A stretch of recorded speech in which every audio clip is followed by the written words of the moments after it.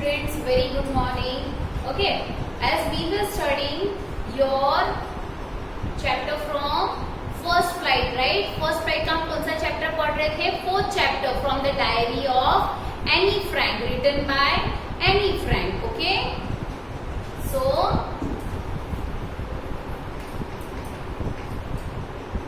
I'll mention here first flight. Okay.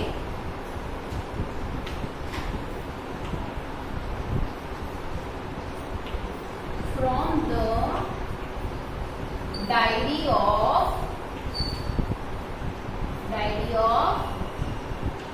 Anne Frank. Okay. Written by Anne Frank. Okay. Continuation of the chapter. Okay. Page number 51.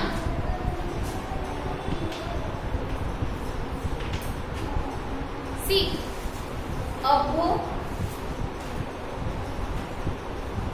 In this chapter any Frank का हमने क्या क्या पढ़ा था कि वो diary के बारे में बता रही है सब कुछ, राइट। फिर उसने क्या बोला कि since no one would understand, वापस मैं पेज नंबर 51 से स्टार्ट कर रही हूँ।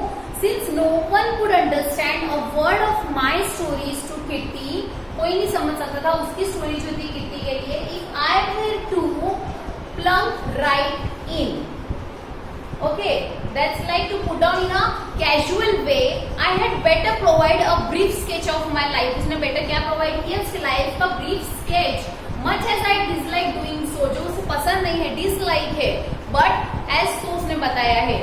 My father, the most adorable father I have ever seen. वो बोल रही है मेरे पापा इतने adorable, ऐसे मैंने जो कभी देखे नहीं वैसे I have ever seen, didn't marry my mother until he was 36 and she was 25. उसके डैडी ने उसकी मॉम से कब तक शादी नहीं की थी? जब तक वो 36 नहीं थे और उसकी मम्मी 25 नहीं थी तब तक। My sister Margot was born in Frankfurt in Germany in 1926. जो सिस्टर थी Margot वो कहाँ born हुई थी? फ्रैंकफर्ट। वो कहाँ पे? जर्मनी में। कौन सी ईयर में? 1926 में। I was born on 12 June 1929. कब born हुई थी वो? 12 June 1929. I lived in Frankfurt until I was 4. मतलब जब तक एनी 4 साल की थी तब तक वो कहाँ रह रही थी? फ्रैंकफर्ट में। My father emigrated to Holland in 1933. उसके जो फादर थे वो हॉलैंड में कब इमिग्रेट हुए, मतलब वहां पर कब माइग्रेट हो गए, मीन्स इमिग्रेट कब हो गए? 1933 में। My mother Edith Hollander Frank went with him to Holland in September. कब गई वो? सितंबर में उसकी mom. While Margot and I were sent to Aachen to stay with our grandmother. उनको कहाँ भेजा था? उनकी ग्रैंडमदर के पास। Margot went to Holland in December. Margot कब गई हॉलैंड को? हॉलैंड कब गई वो? दिसंबर में। And I followed in February. Followed यानी वो दिसंबर गई और फिर एनी कब गई? February में। When I was plunked down on the table as a birthday present for Margot, means she put down in a casual way, okay, table as a birthday present for Margot. I started right away at the Montessori Nursery School.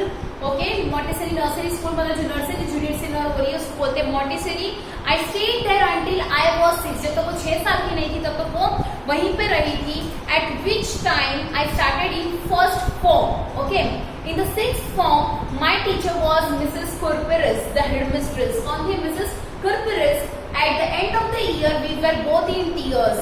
मतलब साल के खत्म में हम दोनों we were in the end of tears as we said a heartbreaking farewell. मतलब any जब छोड़ के जाने वाली थी तो उसका बोला at the end we at the what she has said at the end of the year we were both in tears as we said a heartbreaking farewell. In the summer of 1941, summer के summer में 1941 year में grandma fell ill and had to have an operation. Grandma बीमार हो गई और उन्हें operation करवाना पड़ा. So my birthday passed with little celebration. इसलिए मेरा बर्थडे यानी एनी फ्रैंक का बर्थडे लिटिल सेलिब्रेशन से ही हो गया. Grandma died in January 1942.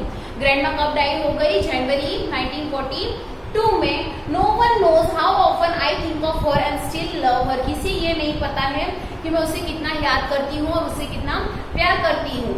This birthday celebration in 1942 was intended to make up for the other. ठीक है, उसने क्या बोला कि ये जो मेरा बर्थडे सेलिब्रेशन था वो किसके लिए था, to make up for the other end grandma's candle was light along with the rest. मतलब इसके साथ साथ ग्रैंड माँ का जो कैंडल, मतलब वो डेथ होने के बाद वहां पे कैंडल लगाते हैं, उसके बारे में कहा है grandma's candle was light along with the rest. The 4 of us are still doing well. क्या बोल रही है, हम चार यानी मदर, फादर, एनी एंड उसकी सिस्टम है, बट अभी हम चारों we are doing well. And that brings me to present date of 20 जून 1942. वो बोल रही है कि अब मुझे प्रेजेंट डेट पे ला रहा है 20 जून 1942. And the solemn means sincere, solemn means sincere dedication of my diary. उसके डायरी का बता रही है. नेक्स्ट, अब उसके डायरी का बता रही है. सैटरडे 20 जून 1942. डियरेस्ट किटी, उसने लिखा है, our entire class is quaking in its boots, means shaking with tears. Okay, the reason of course is the forthcoming meeting in which the teachers decide who will move up to the next form and who will be kept back. अब ये entire class जो है वो इतना quack कर रहा है, इतना shake हो रहा है, ओके, विथ फियर या फिर वीकेंड से भी नर्वस हो रहे हैं. क्यों? क्योंकि जो आप टीचर्स है वो डिसाइड करने वाले कि कौन से बच्चे आगे की फॉर्म यानी आगे की क्लास में जाएंगे और कौन से बच्चे वही क्लास में रहेंगे. Half the class is making bets, मतलब एक दूसरे से challenge, right. GN and I laughed ourselves silly at the two boys behind us, CN and Jacques, who have staked their entire holiday savings on their bed from morning to night. You are going to pass. No, I'm not. Yes, you are. No, I'm not. वो एक दूसरे से discuss करे कि हाँ हम नहीं बोलते तू पास हो जाएगी, मैं नहीं होंगी. Like that it's shown here. Okay. Even GS pleading glances and my angry outburst can't calm them down. वो बोल रही है कि मेरा इतना जो एंग्री गुस्सा था उसका वो काम नहीं हो रहा था, काम यानी शांत नहीं हो रहा था. If you ask me, there are so many dummies that about a quarter of the class should be kept back. वो बोल रही है अगर मुझे पूछो तो मैं बोल सकती कि quarter of class को वहीं के वहीं मतलब वही क्लास में रहना चाहिए. But teachers are most unpredictable creatures on earth. वो unpredictable means unstable, मतलब वो क्या बोल रही है कि टीचर्स एक ऐसे क्रिएचर हैं अर्थ के जिन्हें हम उनके बारे में बिल्कुल हम प्रेडिक्ट नहीं कर सकते. I am not so worried about my girlfriends and myself. वो बोल रही है कि मैं मेरी सारी जो फ्रेंड्स है गर्लफ्रेंड्स और खुद के बारे में मैं इतनी वरीड नहीं हूँ. वी विल मेक इट, हम कर लेंगे. The only subject I am not sure about is maths. मुझे कौन सा सब्जेक्ट पर एनी की श्योरिटी नहीं थी, मैथ्स के बारे में. Anyway all we can do is wait. By the way कुछ हम क्या कर सकते हैं, सिर्फ हम वेट कर सकते हैं. Until then we keep telling each other not to lose heart. तब तक हम एक दूसरे को क्या बोलते रहे कि मतलब व्हाट वी से एक दूसरे को सहानुभूति देते रहे कि नहीं don't lose hope. Like okay we can say like that. I get along pretty well with all my teachers. अब वो बता रही है she used to get along well with all her teachers. There are 9 of them, 7 men and 2 women. वो बोल रही है मेरे 9 टीचर्स है, उसमें 7 men है and 2 women है. Mr. Keesing, the old foggy who teaches maths. Old foggy means old fashioned person जो है वो maths पढ़ाता है. Was annoyed with me for ages. वो से annoyed था for ages because I talk so much. क्यों? क्योंकि वो बहुत बात करती थी. After several warnings, he assigned me extra homework. उसने बहुत सारी वार्निंग दी मुझे. उसके बाद उसने मुझे होमवर्क देना चालू कर दिया. किसे? Any friend. अगर मैं मुझे बोल रही मतलब any friend. Okay. An essay on subject a chatterbox. क्या सब्जेक्ट दिया उसे? A chatterbox. What can you write about that? अब वो बोल रही इसके बारे में क्या लिख सकते हैं? I had worry about that later. I decided. I jotted down the title in my notebook, tucked it in my bag and tried to keep quiet. वो बोल रही मैंने लिख दिया उसको, उसकी नोटबुक को, टाइटल को, और फिर उसके बैग में रख दिया. tucked it in my bag and tried to, और फिर उसने क्या कोशिश की, चुप रहने की. That evening after I had finished the rest of my homework, वो बोल रही है उस शाम जब मैंने मेरा सारा होमवर्क फिनिश कर दिया, the note about the essay caught my eye. वो बोल रही जो नोट था उसका ऐसे का वो बोल सकते हैं, फिर उसको स्टिकी नोट बना के उसने उसके बैग पे टक कर दिया होगा. वो बोल रही है the note about the essay caught my eye. उसने उसके तुरंत उसकी आंखों की उसमें नजर गए। I began thinking about the subject while chewing the tip of my fountain pen.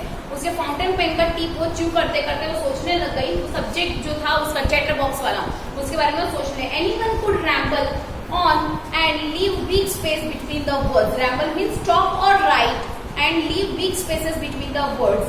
But the trick was to come up with convincing arguments to prove the necessity of talking. वो बोल रही है कि अब मेरा ट्रिक क्या है कि convincing, वो जो इतना बात करती थी, she was so talkative, तो उसके जो arguments थे उसकी तरफ कन्विंस करेगी और प्रूव करेगी कि बात करना कितना जरूरी है। तो इसलिए बोला proof of necessity of talking. I thought and suddenly I had an idea. मैंने सोचा फिर मुझे आइडिया मिल गया। I wrote 3 pages. Mr. Keesing had assigned me. Mr. Keesing जो थे उसने जो असाइन किया था उसने कितने पेजेस लिखे? 3 pages and was satisfied. और वो satisfied थी। I argued that talking is a student's trait. जो बात करना है वो एक स्टूडेंट का ट्रैट है and that I would do my best to keep it under control, और इसे कंट्रोल में रखने में मैं अपनी पूरी कोशिश करूंगी। But that I would never be able to cure myself of the habit since my mother talk as much as. वो क्या बोल रही है? But that I would never be able to cure myself बोल रही है, पर ऐसा भी आई वुड भी, वो खुद के बारे में बता रही है कि I would not be able, never be able to cure myself, खुद को क्योर नहीं कर पाएगी। क्यों? बिकॉज उसे जो हैबिट है वो किसकी वजह से, उसकी मदर भी बहुत बात करती है as I did if not more, and that's there not much you can do about inherited traits. मतलब जो हमारी क्वालिटी हमारे पेरेंट्स से आती है उसे हम बोलते हैं इनहेरिटेड ट्रेड्स, राइट? इनहेरिटेंस जैसे हम बोलते हैं इनहेरिटेड ट्रेड्स यानी क्या होता है? Qualities that one gets from one's parents, right? Mister Keesing had a good laugh at my arguments. उनको अच्छी हंसी आ गई उसके आर्ग्यूमेंट्स पे। But when I proceeded to talk my way through the next lesson he assign me a second essay. वो वापस बात करने गई उसके थ्रू द नेक्स्ट लेसन के बया ही असाइन मी, उसने वापस उससे कौन सा ऐसे दे दिया? दूसरा ऐसे दे दिया। And this time it was suppose to be on an incorrigible chatterbox. Incorrigible मतलब बैड क्वालिटी चैटर बॉक्स, उसको टॉपिक दे दिया। पहले चैटर बॉक्स वाला दिया था, अब बैड क्वालिटी दिया है। I handed it in and Mr. Keesing had nothing to complain about for two whole lessons. However, during the third lesson, he had finally had enough. Okay, third lesson के time क्या बोल रही है वो? He had finally enough and he framed his punishment for talking in class. Write an essay. क्या दे दिया उन्होंने? Quack quack quack said Mistress Chatterbox. Okay, कौन सा ऐसे था? टाइटल क्या था उसका? Quack quack quack quack said Mistress Chatterbox. The class rolled. Okay, class role करने लगी। I had to laugh too. उसे खुद भी हंसना पड़ा। Though I had nearly exhausted my ingenuity, मतलब वो बोल रही है ओरिजिनलिटी जो थी उसकी खुद की इंटेलिजेंसी थी। Okay, my ingenuity on the topic of chatterboxes वो उसने एग्जॉस्ट कर दी थी। It was time to come up with something else. वो बोल रही है अब टाइम आ गया कि मुझे कुछ और करना चाहिए। Something original, कुछ original. My friend Sani, who's good at poetry, उसकी जो एक फ्रेंड है जो पोइट्री में अच्छी है, offered to help me write the essay from beginning. उसकी जो फ्रेंड है उसने क्या हेल्प किया? ऐसे लिखने के लिए starting से to end in verse. Okay, from beginning to end in verse and I jumped for joy. फिर वो खुश हो गई। Mr. Keesing was trying to play a joke on me. वो क्या कर रहे थे? उसमें जोक करने की कोशिश कर रहे थे with this ridiculous subject, जो ridiculous subject था उसके ऊपर। But I had made sure that joke was on him. But उसने क्या श्योरिटी कर दी ये पोएम लिखकर कि अब उसने किस पे जोक कर दिया? खुद को सर पे। I finished my poem and it was beautiful. वो बोल रही है मैंने मेरा पोएम फिनिश कर दिया, मेरा पोएम बहुत सुंदर है। It was about a mother duck and a father swan. वो बोल रही है कि मेरा जो पोएम है वो मदर डक के बारे में था और फादर स्वन के बारे में था, उनके 3 बेबी डकलिंग्स के साथ। Okay, who were beaten to death by the father because they quacked too much. उनको क्या कर दिया? बीटन कर दिया था डेथ से, बिकॉज उनके जो फादर ने किसको डेथ पे कर दिया? Beaten to death by father. क्यों उनको डेथ पे क्यों मार दिया गया था? बिकॉज वो बहुत क्वैक क्वैक करते थे। Luckily mister Keesing took the joke the right way. जो मिस्टर कीसिंग थे उन्होंने जोक को सही तरीके से लिया। He read poem to the class. उन्होंने रीड किया ये पोएम क्लास के लिए, adding his own comments and to several other classes as well. उन्होंने उनके खुद के कमेंट्स भी ऐड किए and to several other class as well. Since then I have been allowed to talk. उसके बाद से मुझे बात करने का परमिशन मिला. कौन बोल रही है? any friend and have not been assigned any extra homework. उसके बाद मुझे कोई भी एक्स्ट्रा होमवर्क नहीं मिलता था. On the contrary, Mr. Keesings always making jokes this day. On contrary, Mr. Keesings जो है वो हमेशा जोक्स बनाते हैं इन दिनों. ओके और ये कौन सी डायरी में से एक्सट्रैक्ट किया गया है? एक यंग गर्ल. ओके उसका स्लाइड अडेप्टेशन है, उसमें से थोड़ा सा एक्सट्रैक्ट किया गया है. लास्ट में उसने लिखा है yours any. Okay, this much is done. Some of the hard words we'll see. Listless, L-I-S-T-L-E-S-S. Listless means with no energy or interest. Confide means to tell personal things privately to person that one trusts. Next is plunked down, an informal word put down in a casual way. Next है quacking in its boots. उसका मतलब क्या होता है? Shaking with fear and nervousness. ये मैंने कहा. Old fagging means old fashion person जो होता है उसे हम बोलते हैं ओल्ड फैगिंग. नेक्स्ट है ramble on means to talk और राइट एमलेसली फॉर लॉन्ग. लंबे टाइम तक लिखना या फिर बोलना aimlessly. Convincing argument, a statement made in such a manner that people believe. एक ऐसा स्टेटमेंट जो पीपल बिलीव करें. Inherited traits mean quality physical और मेंटल. ओके फिजिकल और mental that one gets from one's parent. एक child को या किसी को भी अपने पेरेंट्स से मिलती है जो क्वालिटीज मिलती है, अडेप्ट करते हैं. जो क्वालिटीज अडेप्ट नहीं करते जिससे जो वी कैन से हेरिडिटी है उसे हम बोलते हैं इनहेरिटेड ट्रेट्स. नेक्स्ट है इनकॉरेगेबल में something that can not be corrected. Usually a bad quality is known as a corrigible. अगर मैं बोलूँ कि you are having very corrigible what we say corrigible quality, so that's a very bad quality. Okay, इसका मतलब ये होता है originality and inventiveness नहीं है, and that much is done. Next is your page number 54. वहां पे क्या दिया? Was Annie right when she said that the world would not be interested in the musings of a 13-year-old girl? अब वो बता रही है तो क्या वो सही थी इस स्टोरी की? इससे आपको क्या समझा आपको चैप्टर के? इससे that you have to write. Hope so you people will complete this. Only 7 are there, तो कम से कम उसमें से 6 जो है दैट्स वेरी इंपॉर्टेंट. और बाद में जो स्टेटमेंट्स हैं you can write it in your own words. What does Anne write in her first essay? वो क्या लिखती है वो बताना है कि इंपॉर्टेंस क्या है, बात करने की जरूरत क्या है. वो कन्विंस करके रहेगी कि जो आर्ग्यूमेंट बात के बारे में जो आर्ग्यूमेंट करने वाली है ओके उसकी नेसेसिटी कितनी है बात करने की वो मेंशन करने वाली है. Why does Annie need to give a brief sketch about her family? Does she treat Kitty as an insider or an outsider? Next, Amanda. The next poem is Amanda.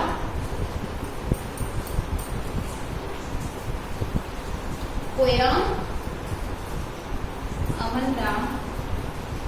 That's written by Robin Clay.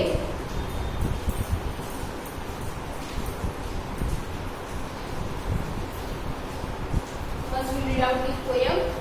Okay, इसी का poem है.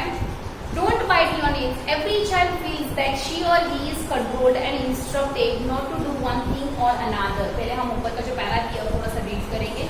Her child को ये feel होता है कि इसे ही और शी जो भी चाइल्ड है उसे हम कंट्रोल किया जाता है, उसे इंस्ट्रक्ट किया जाता है कि तुम ये मत करो तुम वो मत करो.